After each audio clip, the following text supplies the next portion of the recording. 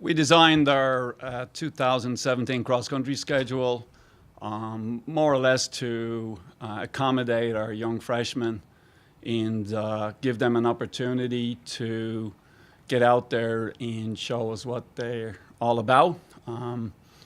As everyone knows, we recruited some real high-quality kids out of high school last year. Finn Gessner, the Follett kid, was second at the National High School meet. Seth Hirsch out in Nebraska was third at the National meet.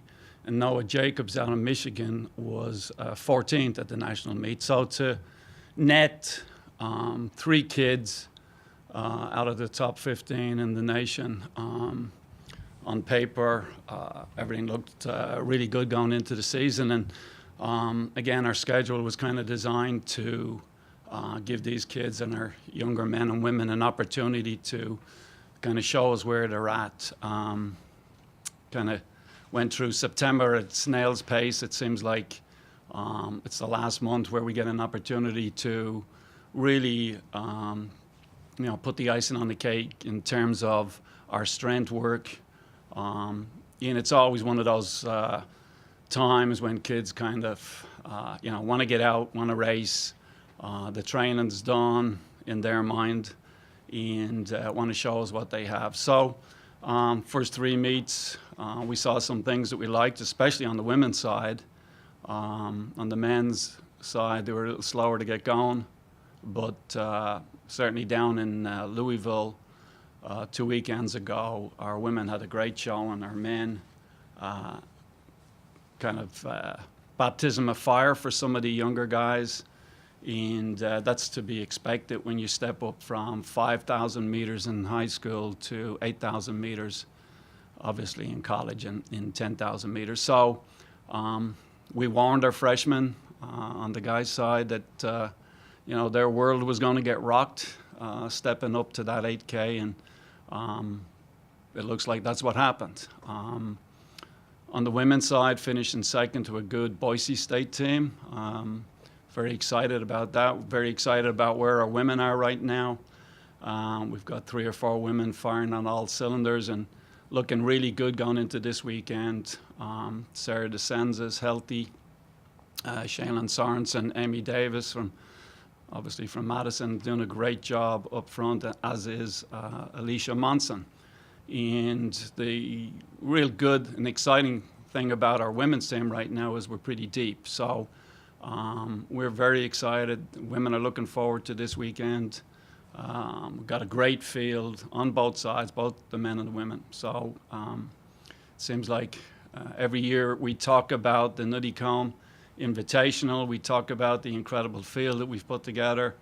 When you look at 24, 25 of the top 30 teams in the country coming here, anytime you've got that type of quality, you expect your athletes, you expect the coaches to get excited this week, and I can guarantee you as the coach and staff, we're all excited about putting on a good show this weekend. The course is in incredible shape. We've had some rain over the last couple of days.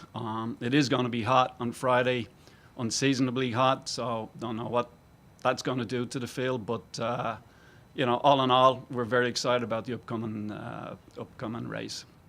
On the men's side, we're kind of hobbling a little bit into the meet this weekend.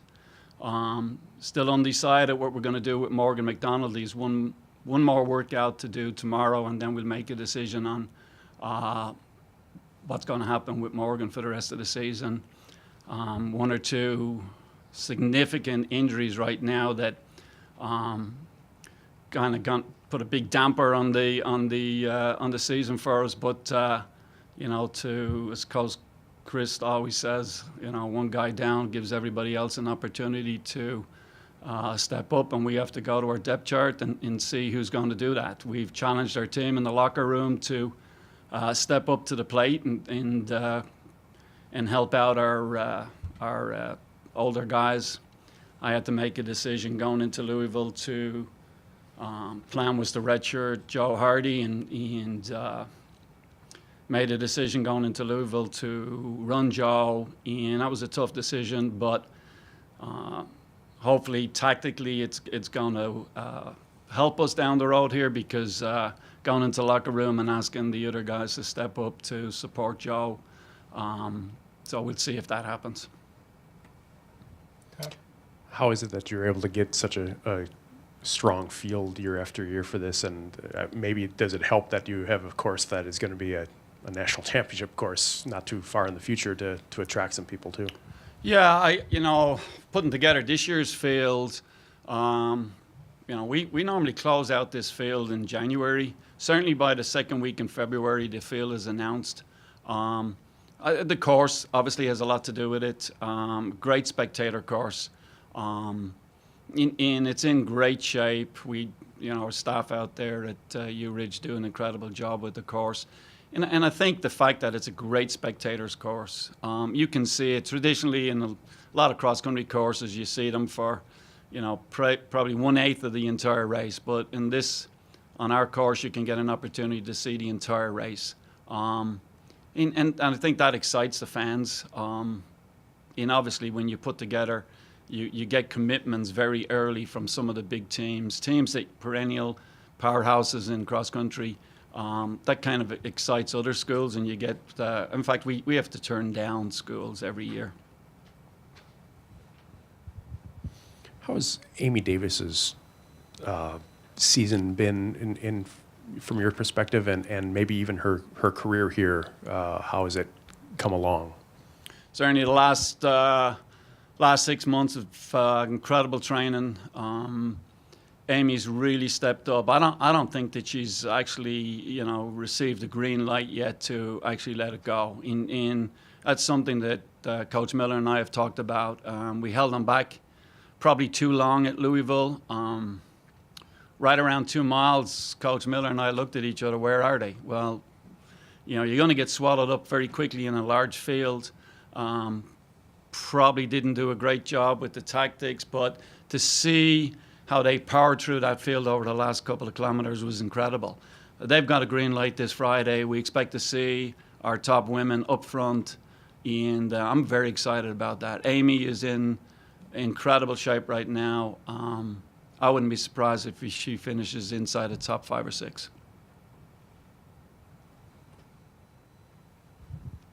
So will this weekend be the final determination whether you allow Morgan to continue this year, or because you've got the playoffs basically coming up here pretty quickly? It's a tough decision, and Morgan and I talk about it constantly.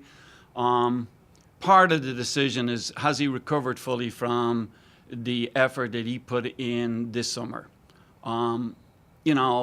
Competing at the World Championships was awesome.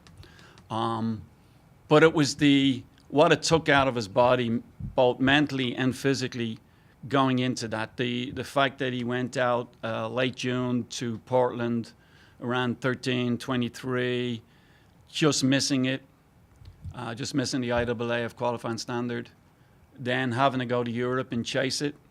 The kid is a young guy. Obviously, being on that world stage for the first time,